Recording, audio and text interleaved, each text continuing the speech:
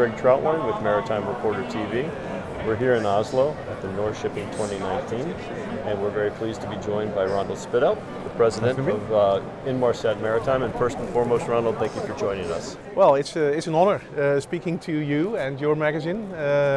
It's always good to be in Norway at an event like this and share some news. And this time, the news for us is the new satellites.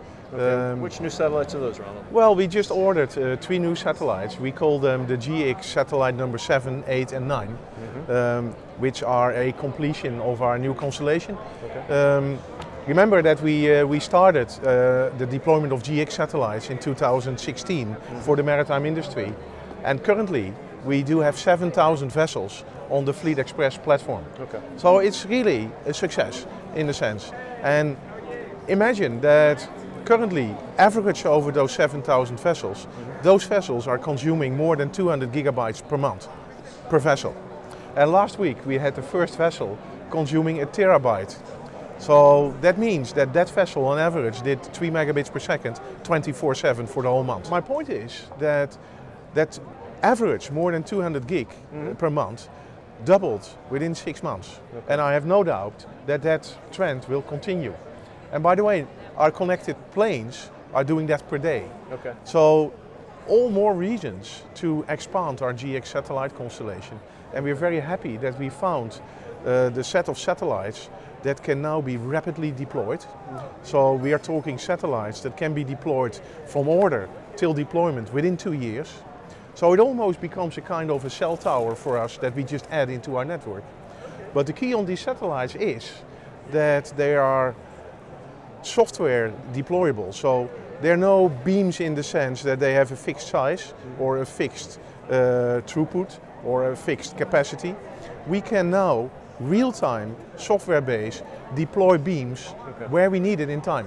Okay. So not only can we address hotspots or busy spots in the world, but we also see, because of the different nature of airlines and ships, we see the demands and throughput changing per day in an area. And we can now follow the demands with those new satellites and deploy capacity where we need it. So that's the good thing, and that's all driven by the fact that we see the connected airline, but moreover we see the connected vessel becoming a reality. With those vessels consuming terabytes per month, this is exactly what we need.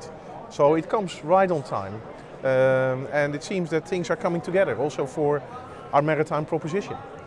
So it is not only that we have now those 7 vessels on a Fleet Express VSAT, it is that we can deploy dedicated bandwidth to capacity, or to application owners.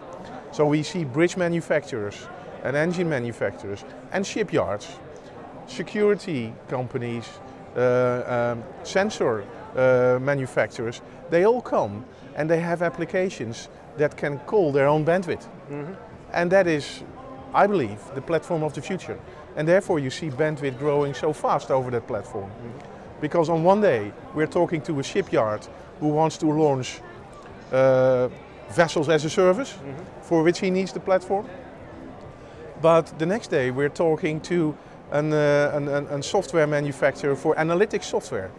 And we just launched in January Fleet Data, which makes sensor information a very easy thing. Last year still, many of the ship managers thought it was extremely difficult to get data from their vessel. Right now, we just tell them how many sensors, how often do you want to pull them, which software do you want the analytics on, and we deliver it to their doorstep.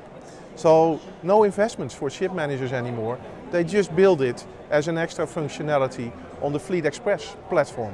Okay. And that is driving data. And for that reason, we need those satellites to deploy, and quick.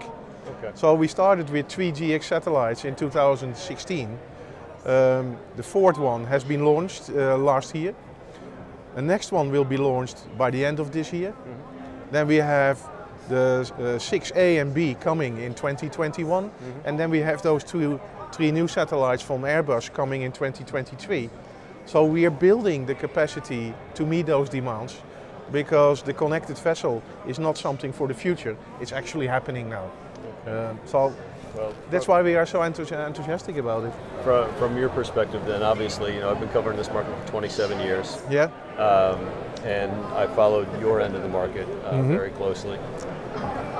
The maritime market has always been classified as conservative and slow to change. Yeah. It sounds like they are becoming quicker to change. So when you look at your ship owner customers today, generally, are you starting to see more of a realization of the value of connectivity and that connectivity and its relation to data? Yes, exactly that.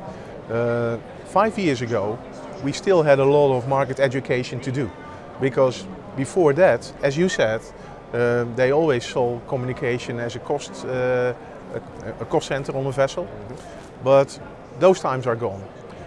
We see about 4 levels of digitalization on board actually happening now. The first level is cost saving.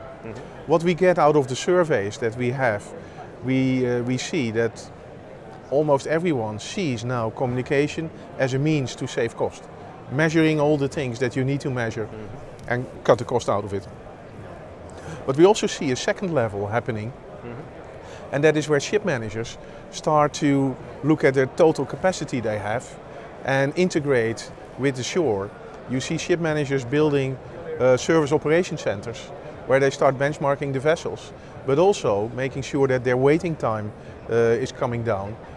Interaction with the ports they see managing. That's the second level. And the more sophisticated ship managers are exactly doing that. And then I think it's not too long before you see the third and the fourth level, whereby the third level is the entire customer journey taken into account. And I think the fourth level is disruption and new business models, where the end users eventually are getting a little bit more way into how the customers, or sorry, the vessels operate. The analogy is with your cell phone. If you order your groceries, or if you change your insurance policy, or if you order a taxi or a hotel, you are a little bit interacting with the operations of the company you do business with, right? In shipping, none of that is happening yet, but there's no reason why it won't happen in the near future. So the moment those vessels are open, the moment data is going to be shared between ship and shore, the moment platforms are standardized, and I think our platform is one of those open standard platforms that are easily accessible with APIs, programming interfaces, then you see that customer way in accelerating, and that's not too far from now. So that's what we believe in, actually. It sounds like an exciting future for Inmarsat. Definitely. I think we have a lot of tools together to make it a very exciting future for the maritime industry and ourselves. Well, it's a joy every day. Ronald, it's a busy show. You've been very gracious with your time. Thank you very much. Thank you very much. Cheers. All right. This is Craig Troutwine with Maritime Reporter TV.